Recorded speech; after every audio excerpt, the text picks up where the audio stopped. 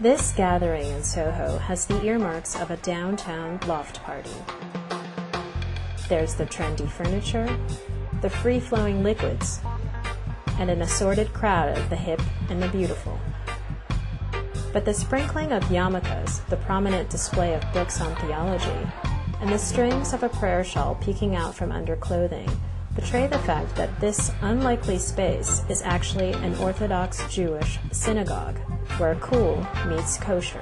A true moment in history, the establishment of the first ever synagogue in the community of Soho, and I do believe that this is probably the last neighborhood in Manhattan that has not hosted a synagogue, so a true mazal tov. Rabbi Dovi Scheiner and his wife Esty are the guiding spirits behind the Soho Synagogue. Having grown up as part of the Hasidic Lubavitcher sect in Brooklyn, the couple is hoping to translate Orthodox Judaism for a new generation of New Yorkers that embraces the arty personality of Soho. For the synagogue to have a prayer, it would be necessary to rethink the model and really come at it unconventionally. And we wanted to create an aesthetic that is similar to what our friends are used to in their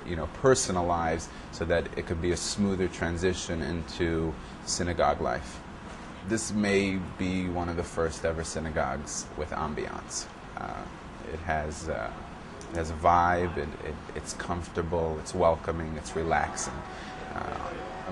One of the fundamental differences is usually a synagogue is benches.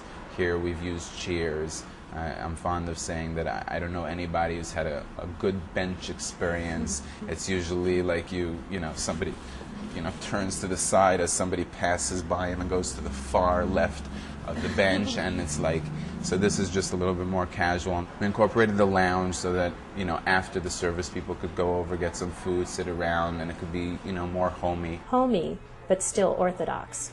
Men and women are separated in the worship area, but in this synagogue, it is achieved with an artistic curtain. Religious outreach among Jewish groups like the Lubavitcher is not new, but the Scheiners are among the few who are trying to attract young, hip, non-observant Jews with unorthodox methods like Shabbat yoga and comedy, or Torah cocktail parties. We consider it to be a significant accomplishment just to gather a whole bunch of Jews in a room where the food is kosher and the music is Jewish. We consider that itself to be a mitzvah and a significant advance from what some of these people might be used to. In the months before the synagogue found a home, the Scheiners developed an eager, young, professional following at their evening loft parties. But they realized that they have to roll out several different welcome mats to bring people back to the faith. So an early morning prayer breakfast draws a few devotees.